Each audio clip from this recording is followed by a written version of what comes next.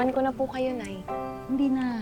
Bitawa mo yan. Ako, bitawa mo yan. Ako, madudumihan. Halika dito, halika dito. Ang trabaho mo ay maging estudyante. Ako nang bahala dito dahil ito ang trabaho ko. Maging basurera. Okay?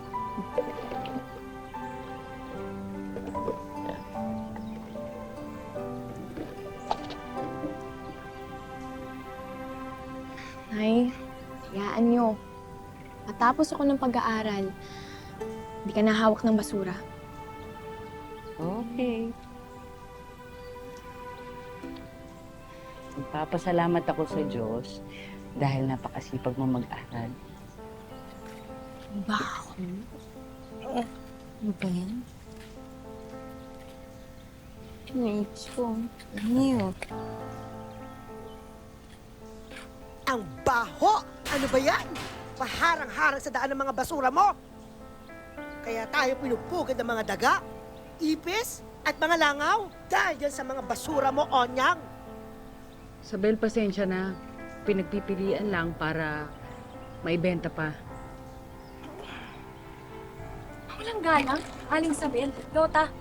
Si Nanay ang dahilan kung bakit malinis ang barangay natin. Simula nang tinanggalan ng munisipyo yung budget ng mga truck ng basura, nangongolekta dati. Ay, sorry. Nakaharang eh.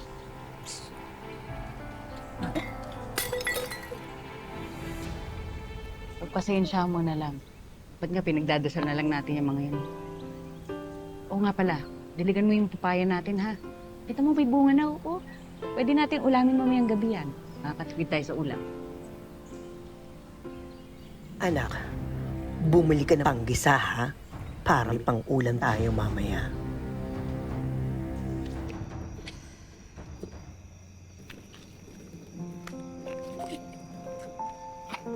Urok mo na lang.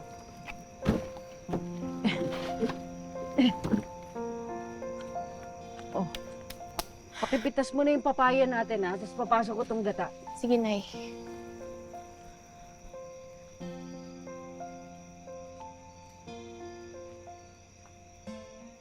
Nay! Nay! Wala na po yung bunga dito ng papaya. Maliit na lang yun nandito.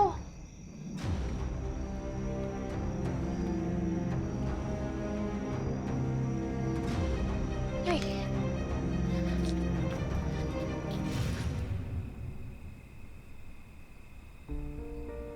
Uy, ginisang papaya! Paborito ko yan! Libre lang yan. O, kumain na kayo. Hindi yan libre. Nakaw yan. Hoy, Onyang! Anong sinasabi mo?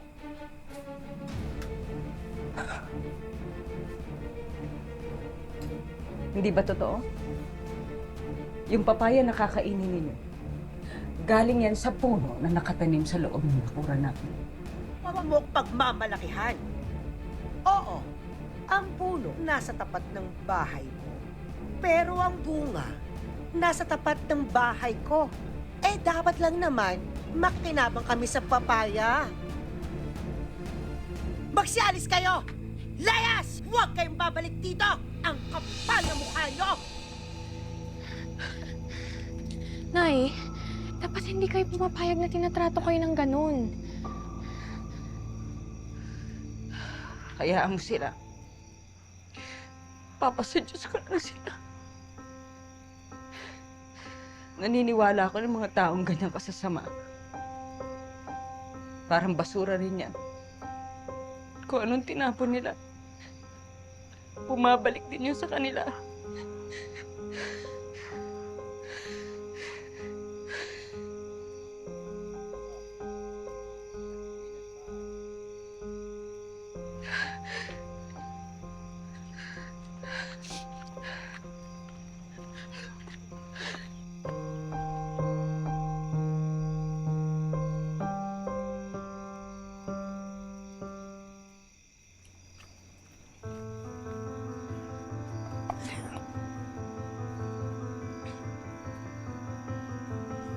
Bilisan mo na. Tulog si Onyang. Dala mo na yan dito. Bilisan mo. Kailangan sugatan to. At lalagyan ng kasino. Kailangan masugatan yan para mas lalong mamatay.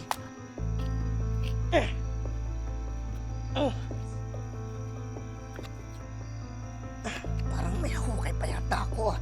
Ha? Ano ito? Ano yan?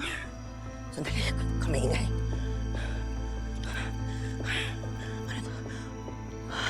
Ano yan? Kutsara, tinidor. Teka ho. Wait. Ginto! Nay! Wait, tingin. Ginto nga. Di lang basta kutsara tinidor. Nay, mayaman na, Nay! Dapat hindi malaman ni Onam to na galing dito yan. Ano yan? Kutsara, tinidor, nahukay namin. Ginto, kamingay. Kanino yan? Baka tas naman ang tingin mo sa kutsara, tinidor ko. Ikaw raw dyan, ha? Isang taon pa lang tayong magkalipin, ha? Huwag na huwag ko lang malalaman na uunsingin mo ko. Itutusok ko to sa mata mo. Ha? Tara!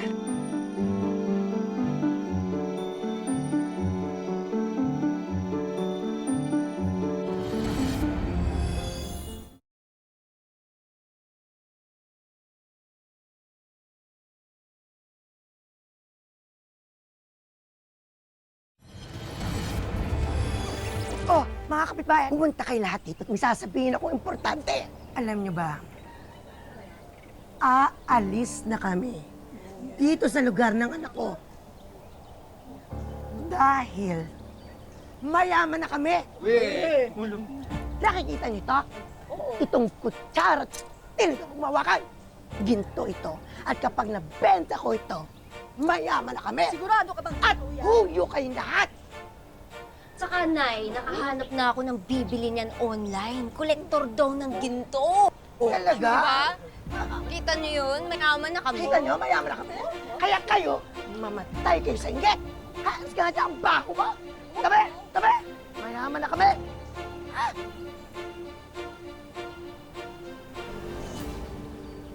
Ganun, Nay. Sino pa masasamang ugali sila pa yung sinaswerte?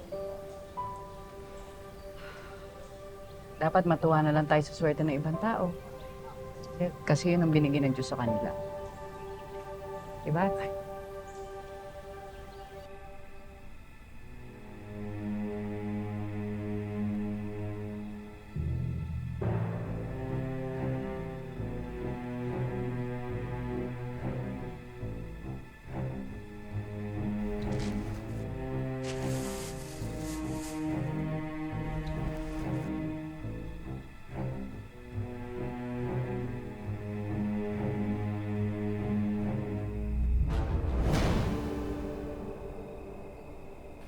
Yes!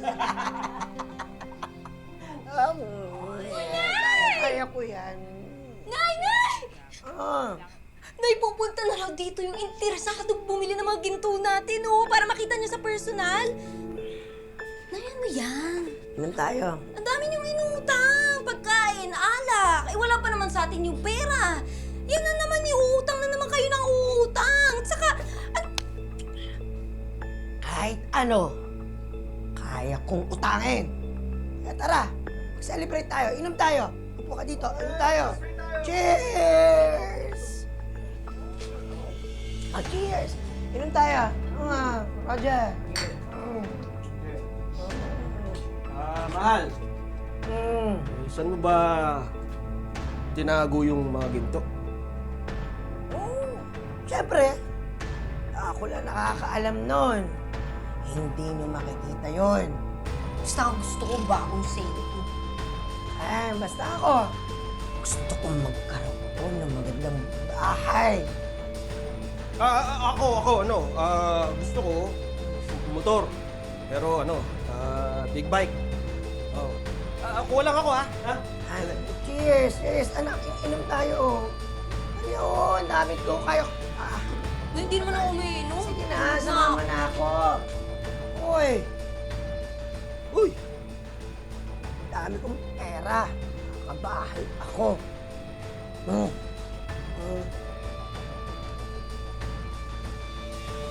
Ay, Roger.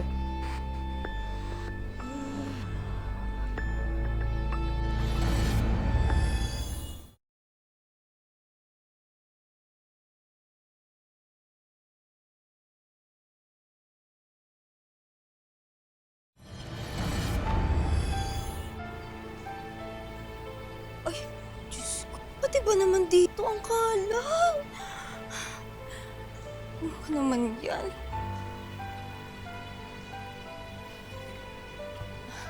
Ay, ano po? Basura ho! Kolektahin na namin! Ay, maraming salamat. Ano mo yung text? Salamat. Aling Onyang, ito po yung mga basura! Okay.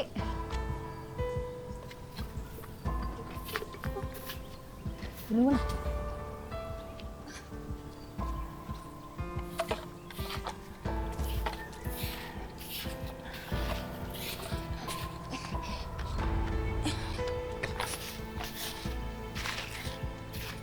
Sa susunod, kapag hindi nakaayos yung basura niyo, hindi namin kukolekta rin. Ay, eto Manil, tulungan mo ako dito. Mabigat to eh. Ano eh?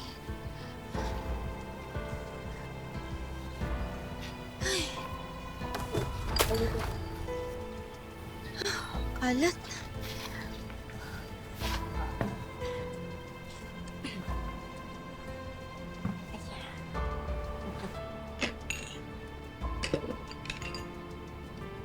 Anong oras na ba? Tanghali na po, mahal na Reyna. Ba't ka naglilinis? Eh, sino po pong maglilinis? Kundi ako. Yan. Ayun na. Pagbukat. Wala na ata. Nasaan na naman ito? Ay, tinapon ko na po yan. Ano? Tinapon mo? Bakit mo tinapon? Dito ko tinago yung ginto at binalot ko ng tuwalya, nilagay ko sa ilalim. Eh, bakit dyan niyo po nilagay? Para hindi nga pag-interesa na magnanakaw. Eh, paano po yan nakolekta ni Aling Onyang at saka Manil yung mga basura eh? Nay, Nasa sila? baka po nandun, sa tambakan. Naku, tara! Papunin natin, punta natin yung mag-inang basura na yun. Tara na!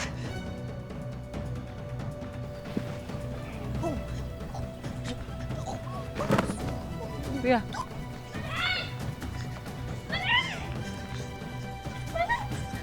Yung basura!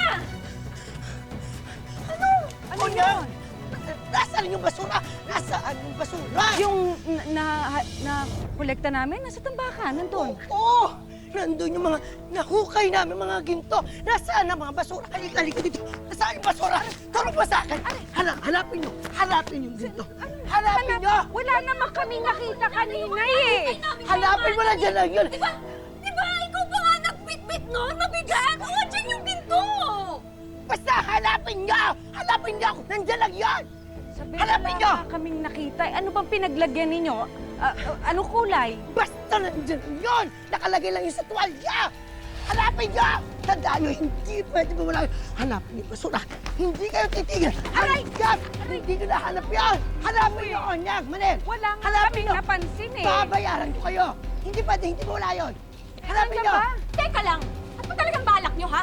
Halungayin namin lahat ng basura dito, ay kayo naman may kasalanan na nilagay yung mga importanteng gamit nyo sa basurahan! Sabel, maniwala ka. Wala nga kami nakitang ginto. Wala! O pinag-interesan nyo! Ha? Mahirap lang kami. Pero hindi ko maa-attempt na pakainin ng anak ko ng galing sa nakaw! Hoy! Kung ang babaya, sinuwapang mo! Ginto ba kaya? Ha? Ha? Ha? Ha? Ano? Tagal na ako nagtitimpi sa Ano? Tama ko! Labas mo! Ilabas mo! Ginto ka! Ilabas mo!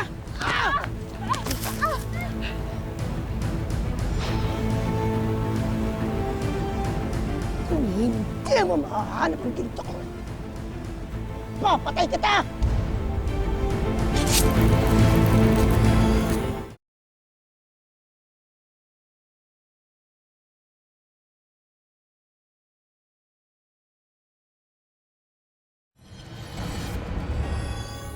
Balik ko ang ginto ko! Hoy! Hoy! Hoy! Hoy! Sabel! Sabel! Sabel! Nakita namin ang pangyayari, ha? Kayo nag-umpisa ng bulsa mag-ina. Kuya Barangay! Patulong kami! Nandiyan sa barangay Tomato! Dali! Talon! Sila po, silang mag-ina. Ito, Tomato! Sila ba? Oo, yan. Ito. Bitawan niyo ako! Bitawan niyo ako! Bitawan niyo ako! Kayo! Magkakasabot kayong mga basakera! Ilabas niyo ang ginto ko! Bitawan niyo ako! Sa barangay magpaliwanag! Ilabas niyo ang ginto ko! Ninakaw niyo ang ginto ko! Bitawan mo ako! Ilabas niyo ang ginto ko! Magnanakaw kayo! Dok, magkano po ba yung itinurok niyo sa akin? Kasi po...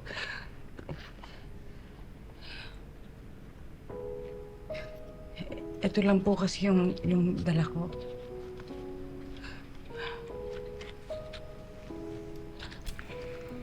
Nay, mahalaga. Ligtas ka na sa tita mo.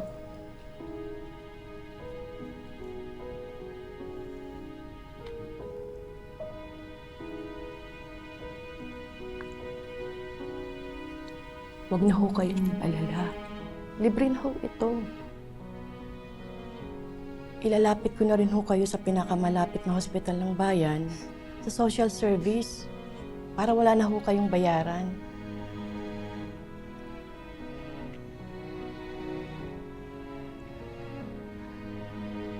Kung gusto nyo, ipapasok ko na rin kayo ng trabaho doon sa hospital. May libreng scholarship din doon at pwede kitang ilapit doon. Maraming salamat po, Dok. Maraming salamat.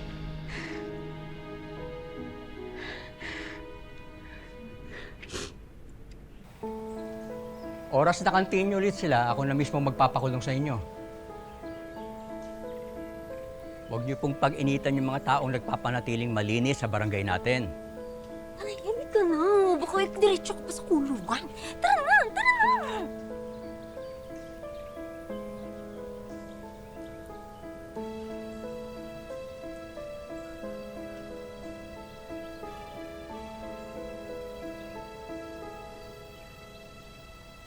Huwag ka mag-alala, bibigyan ka ng tip. Sige na! Sige na eh. Mamadali ako eh. May nahabol akong last trip ng bus. Ano, boss? Magkano? Boss, magkano ba yan? Ikaw pala kumuha ng ginto! Ha? Ha? Ikaw pala kumuha ng mga ginto namin! Ano yan? Akin na! Yan! Ako na magbebenta nito mga ginto. Para patas ng partihan nating tatlo. Ah, Kapal na mukha mong partihan! Eh, yung ginto na yan, kami naghukay ng anak kong yan, si Lota! Aka na yan, ako na magbibenta! Aka na! Magkano ito? Magkano? Ako magbibenta. Bigyan mo sa akin ng bayad.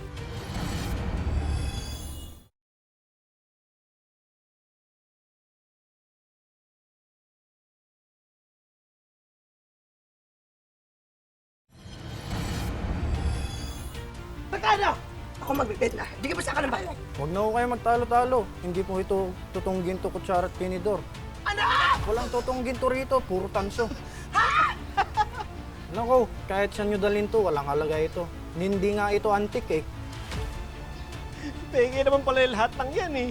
Oh, paano yan? Marami na kayong pinangutang. Eh, paano mo babayaran lahat ng yun? Hoy, Roger! Hiwalay na tayo! At kung musubukang umuwi ng bahay, ibabakol kita sa hukay! Sa'yo na ang tanso na yan! Ha?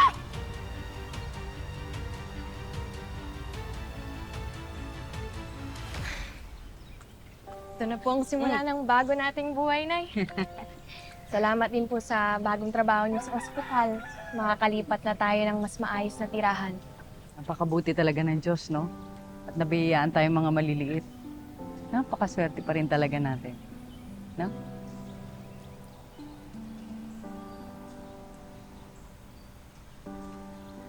Babawiin din sa inyo lahat yan! Naku, babalik lang din kayo dito.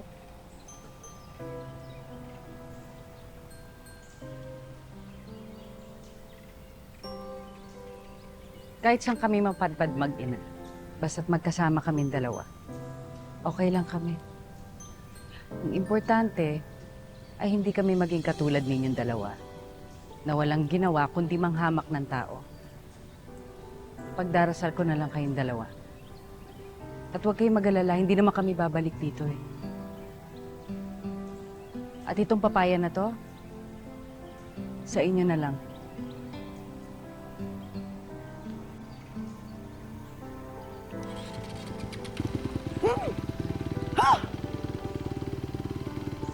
Pitisan mo na nga yan!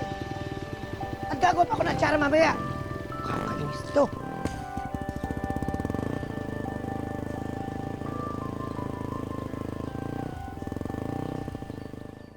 Nang dahil sa pera, may mga taong katulad ni Isabel na handang itapo na parang basura ang pagpapahalaga nila sa kapwa.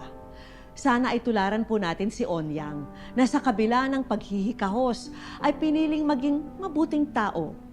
Tandaan natin na hindi madadala sa hukay ang pera. Pero maalala tayo ng lahat para sa kabutihang nagawa natin sa iba. Totoo ang kasabihang may pera sa basura. Para sa 46 anyos na si Ferdinand o Tatay Ferdy. Makabaliktad sikmura sa iba ang pangangalakal pero ito ang bumubuhay sa kanyang pamilya.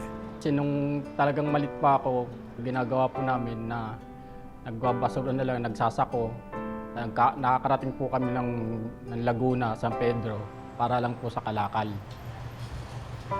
Nasubukan daw ni Tatay Ferdy mamasukan sa pabrika, pero nalayo siya sa pamilya nang dahil dito. Kaya binalikan na lang niya ang hanap buhay na nakasanayan. Maliit man daw ang kita, mas masaya rito si Tatay Ferdy dahil araw-araw siyang nakakauwi sa pamilya.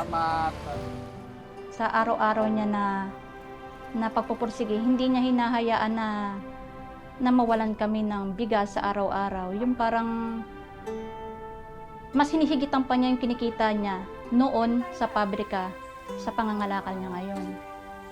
Patunay siya na ang pangangalakal kayang makapagpaaral sa mga anak.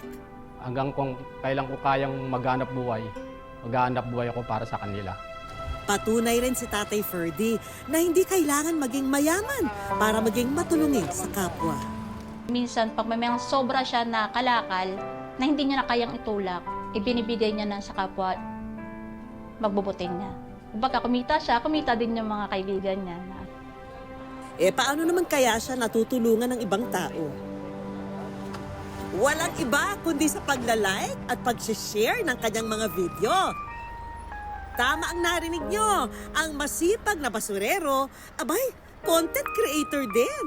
Gandang tanghali mga kasuki.